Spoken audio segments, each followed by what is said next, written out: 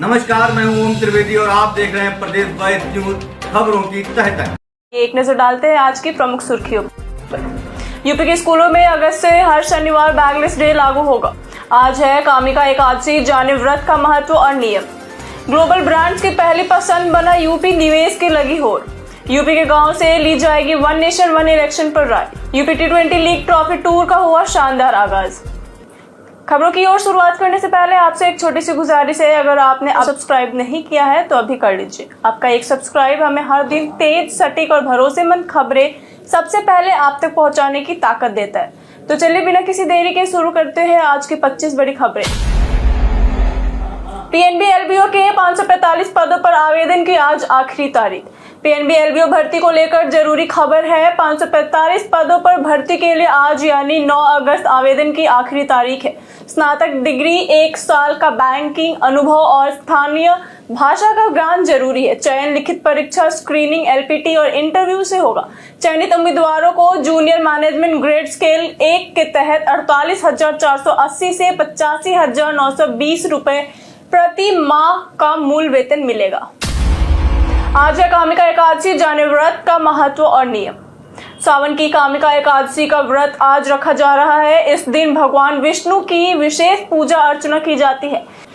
पूजा में तुलसी दल, पीले फूल और फल अर्पित करने की परंपरा है। व्रत रखने वाले श्रद्धालु फलाहार करते हैं और चावल अनाज से परहेज रखते हैं। धार्मिक मान्यता के अनुसार कामिका एकादशी का व्रत सुख, शांति और परिवार की खुशहाली के लिए रखा जाता है।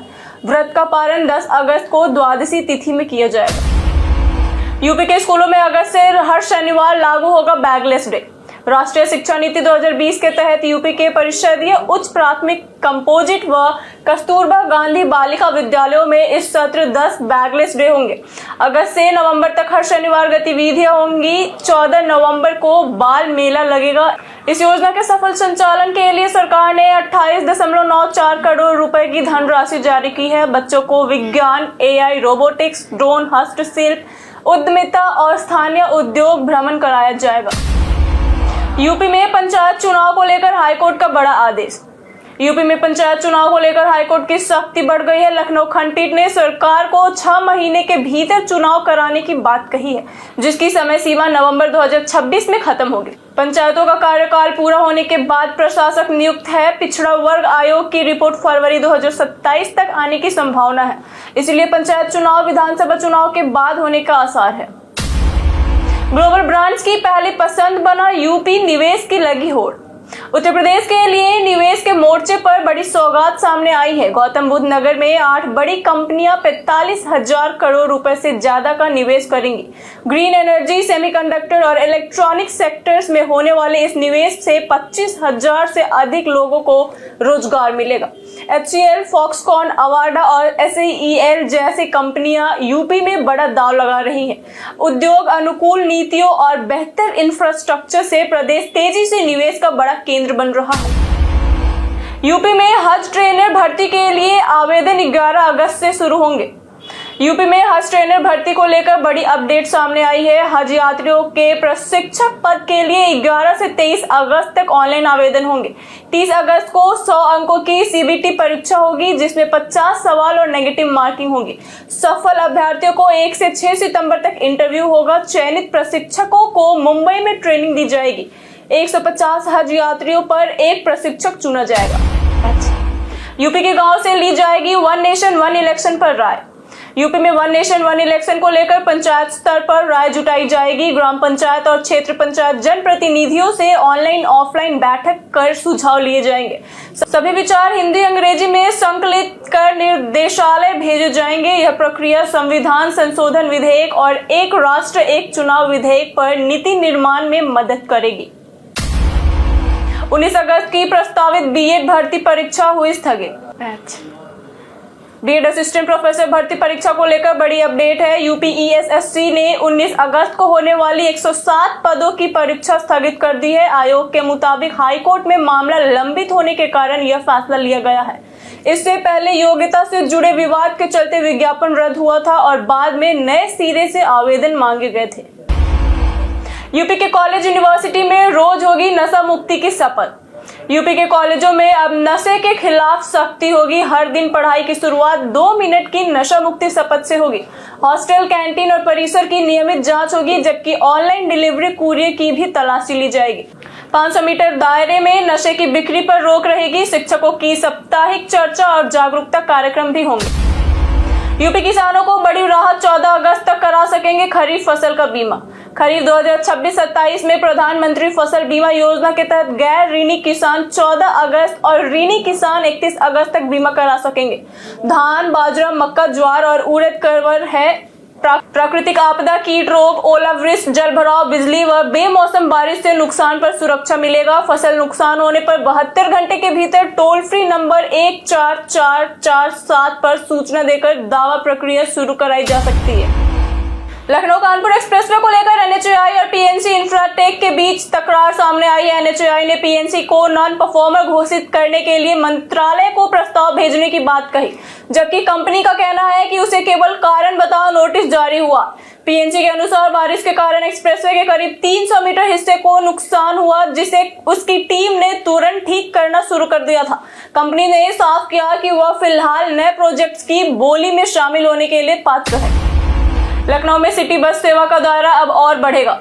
लखनऊ में सिटी बस सेवा फिलहाल 9 रूटों तक सीमित है, जिससे यात्रियों की संख्या और आय घटी है। एलसीटीएसएल की 91वीं बोर्ड बैठक में मार्च-जुलाई के संचालन की समीक्षा हुई। मंडलायुक्त विजय विश्वास पंत की अध्यक्षता में हुई बैठक में नए रूट तलाश कर बस सेवा और आय बढ़ाने के निर्देश दिए गए।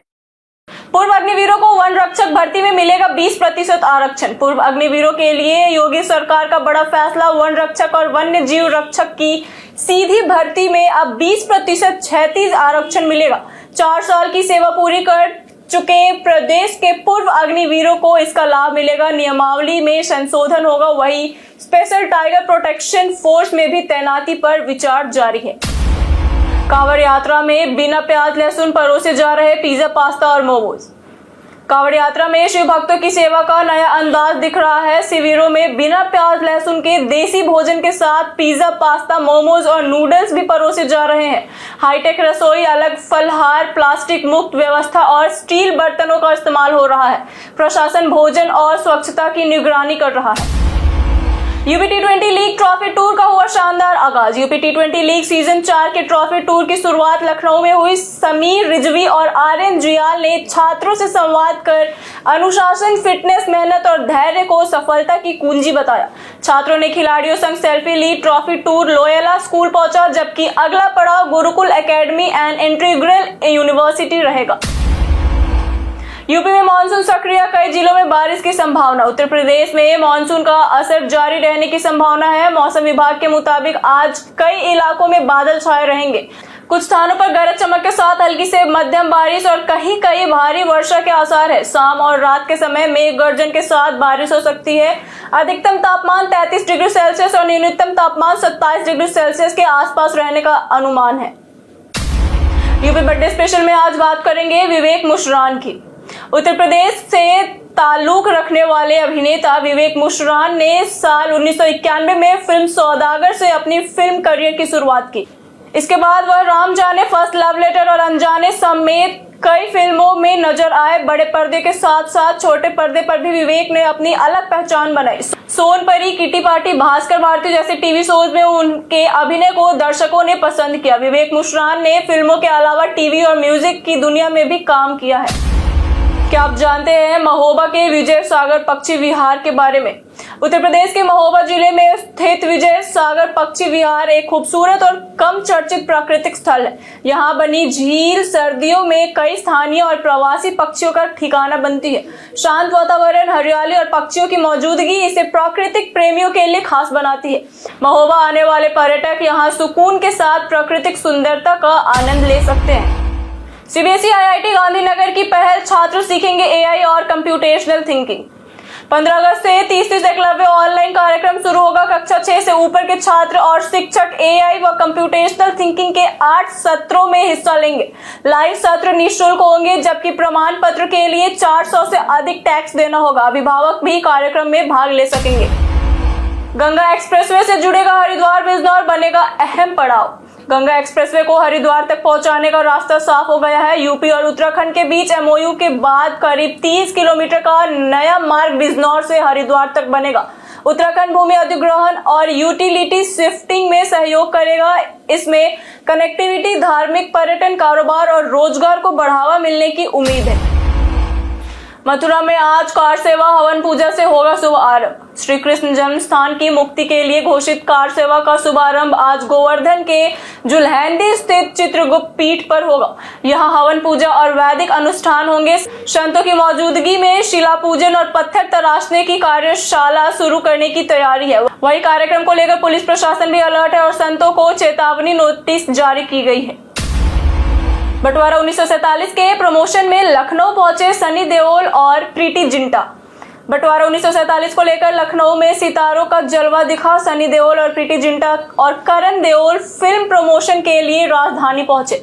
उन्होंने सीएम योगी आदित्यनाथ से मुलाकात भी की। 1947 के विभाजन पर बनी फिल्म में बिछड़ते परिवार, रिश्तों और संघर्ष की कहानी दिखेगी। सनी प्रीति की जोड़ी लंबे समय के बाद पर्दे पर नजर आएगी। फिल्म 14 अगस्त को सिनेमाघरों में रिलीज होगी। रात के 10 बजे के बाद ट्रेन में बदल जाते हैं ये नियम। रेलवे यात्रियों के लिए रात 10 बजे के बाद के नियम जानना जरूरी है। इस समय ट्रेन की मुख्य लाइटें बंद कर दी जाती है। मिडिल बर्थ रात 9 बजे से सुबह के 6 बजे तक ही इस्तेमाल की जा सकती है। तेज आवाज में गाना या बातचीत पर रोक रहती है। साथ ही आमतौर पर रात 10 बजे के बाद टीटीई सो रहे यात्री से टिकट या आईडी जांच के लिए नहीं कह सकते। इन नियमों का मकसद यात्रियों को रात में आरामदायक सफर देना है। राहुल गांधी के प्रयागराज दौरे पर केशव मौर्य ने उठाए सवाल। राहुल गांधी के प्रयागराज दौरे पर डिप्टी सीएम केशव मौर्य ने सवाल उठाए। उन्होंने आरोप लगाया कि राहुल झारखंड के छात्र आंदोलन में नहीं गए क्योंकि वहां कांग्रेस की सरकार है। मौर्य ने कांग्रेस पर वोट बैंक की राजनीति का आरोप लगाते हुए सपा के पीडीए दावे को भी निशाने पर लिया और 2027 में भाजपा की सरकार बनने का दावा किया। कई कारणों से दर्ज है भारत के इतिहास में आज की तारीख। 1862 में प्रसिद्ध उड़िया कवि गंगाधर मेहरे का जन्म हुआ था। 1954 में भारत के पूर्व हॉकी खिलाड़ी अशोक दीवान का जन्म हुआ था। वही 1974 में मशहूर फिल्म अभिनेता महेश बाबू और 1991 में लोकप्रिय अभिनेत्री हंसिका मोटवानी का जन्म हुआ था। वही 2002 में प्रसिद्ध कथावाचक एवं हिंदी साहित्यकार राम किंकर उपाध्याय का निधन हुआ। हम प्रतिदिन आपसे 5 ऐसे जरूरी सवाल और उसके जवाब बताएंगे जो कि यूपीपीएससी जैसे अन्य प्रतियोगी परीक्षाओं में काम आएंगे। सवाल इतिहास, यूपी स्पेशल, विज्ञान, करंट अफेयर्स और भूगोल से रहेंगे। पूछे गए 5 सवाल में आपने कितना सही उत्तर दिया हमें हमारे कमेंट सेक्शन में जरूर बताएं। हमारा आज का सबसे पहला सवाल है, उत्तर प्रदेश के किस नगर को बांस बरेली के नाम से जाना जाता है? हमारा ऑप्शन ए है बरेली को, ऑप्शन बी रायबरेली को, ऑप्शन सी सीतापुर को, ऑप्शन डी शाहजहांपुर को। हमारा सही उत्तर ऑप्शन। हमारा आज का दूसरा सवाल है, घरकरही नृत्य किस जनपद में प्रचलित है? ऑप्शन ए वाराणसी में, ऑप्शन बी मिर्जापुर में, ऑप्शन सी बाराबंकी में, ऑप्शन डी मुजफ्फरनगर में। हमारा सही उत्तर है ऑप्शन बी मिर्जापुर में।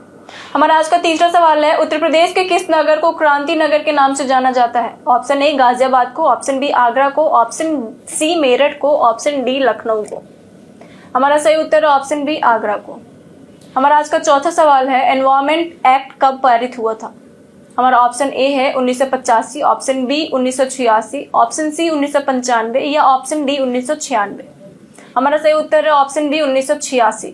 हमारा आज का पांचवा सवाल है, भारत में नवरत्न श्रेणी की शुरुआत कब हुई? Option A 1995, option B 1996, option C 1997 या ऑप्शन डी 1999। हमारा सही उत्तर है ऑप्शन सी 1997। इसी के साथ बढ़ते हैं आज के सवाल की ओर। आज का सवाल है, क्या आप अखिलेश यादव को मुख्यमंत्री के रूप में देखना चाहते हैं? आप अपना जवाब हमें हमारे कमेंट सेक्शन में लिखकर जरूर बताएं। आज के लिए इतना ही। उत्तर प्रदेश की तमाम खबरों के साथ बने रहने के लिए देखते रहिए। यूट्यूब चैनल पर देख रहे हैं तो चैनल को सब्सक्राइब करना ना भूलें और अगर आप हमारे फेसबुक पेज पर देख रहे हैं तो पेज को लाइक और फॉलो जरूर करें। धन्यवाद।